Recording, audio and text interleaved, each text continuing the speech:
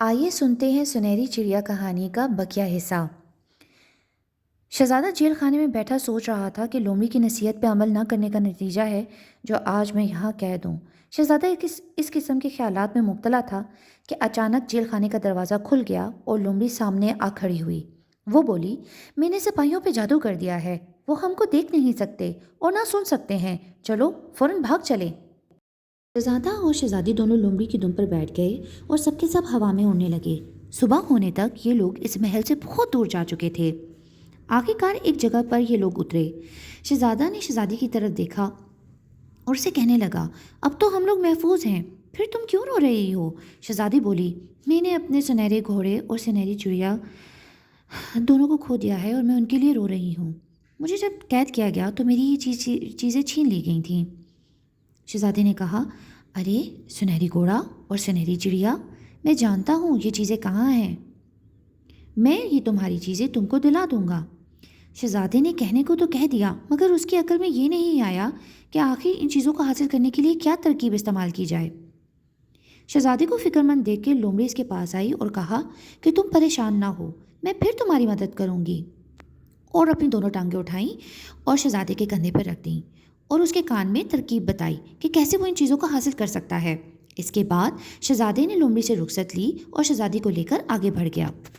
दोनों पहले उस बादशाह के पास पहुंचे जिसने ये कहा था कि अगर तुम सुनहरी महल से शहजादी को ले आओ तो मैं तुम्हें सुनहरी घोड़ा दे दूंगा। चुनाचा शहजादी ने ऐसे ही किया। शहजादी को ले गया और उस बादशाह के पास जाके कहा कि ये लो शहजादी, मैं ले आया हूँ, अब तुम मुझे वो घोड़ा दे दो। उसने अपने वादे के मुताबिक शहजादे को घोड़ा दे दिया। जो ही शहजादा घोड़े पर बैठा, उसने रुखसत लेने की इजाज़त ली और शहजादी को कहा कि अच्छा मैं अब जा रहा हूँ, खुदा हाफिज़। जैसे ही थोड़ा सा वो बादशाह दूर हुआ तो शहजादे ने घोड़े के ऊपर बैठकर चाबक मारा और ज़ोर से चिल्लाया, शहजादी चलो मेरे साथ, भाग चलें। शहजादी उछलकर घोड़े में उसके साथ बैठ गई और वो दोनों ये जा वो जा। कुछ सिपाहियों ने पकड़ने की कोशिश की लेकिन वो उसको पकड़ ना सके और वहाँ से फरार हो गए। शहजादा और शहजादी घोड़े पर सवार उस बादशाह के पास पहुंचे जिसके पास सुनहरी चिड़िया थी। शहजादी ने इस बादशाह से कहा, आपने कहा था कि अगर मैं सुनहरी घोड़ा ले आऊं तो आप मुझे सुनहरी चिड़िया दे देंगे। लीजिए ये घोड़ा हाजिर है, अब आप चिड़िया मुझे दे दीजिए। बादशाह ने खुशी खुशी चिड़िया को पिंजरे समेत शहजादे के हाथ में पकड़ा दिया। अभी तक शहजादा और शहजादी दोनों घोड़े पर सवार न थे, लिहाजा पिंजरा पाते ही शहजादे ने घोड़े पर एड़ी मारी। बस फिर क्या था, घोड़ा अलिफ हो गया। इस वक्त शहजादा बोला, ये घोड़ा भी शहजादी का है और चिड़िया भी शहजादी की है। इतनी देर में घोड़ा हवा से बातें करने लगा। जो सिपाही इसे पकड़ने दौड़े वो चंद कदम दौड़कर मुंह तके खड़े रह गए। काफ़ी दूर जाकर शहजादे को वही लोमड़ी फिर मिली। लोमड़ी बोली, शहजादे मैं तुम्हें कुछ और नसीहत करना चाहती हूँ। देखो, पहली बात, ये किसी भी बेकार काम के लिए अपना पैसा खर्च ना करना। दूसरी ये कि दरिया के किनारे ना बैठना। इतना कह के लोमड़ी गायब हो गई। शहजादा लोमड़ी की इस नसीहत पे बड़ा बहुत हैरान हुआ। भला कौन अपना रुपया बेकार ज़ाया करेगा और कौन दरिया के किनारे बैठने जाएगा।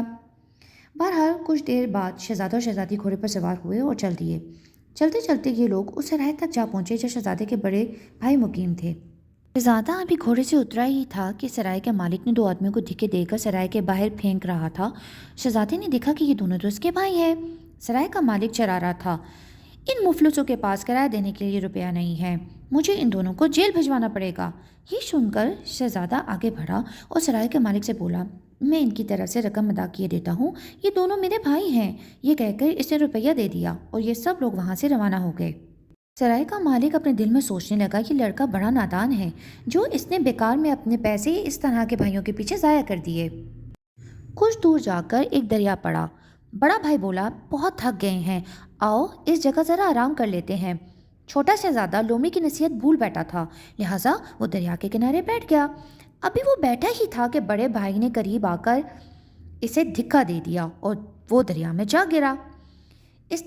इसके बाद दोनों भाइयों ने शहजादी और सुनहरी चिड़िया को ले लिया और घोड़े पर सवार हो गए और अपने वतन वापस चले गए।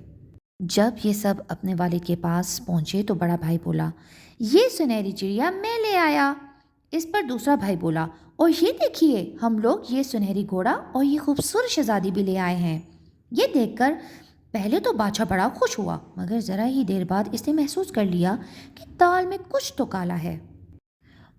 بادشاہ نے دیکھا کہ سنہری چڑیا خاموش بیٹھی ہے اور لڑکی بھی کچھ بول نہیں رہی، یہ بھی خاموش ہے۔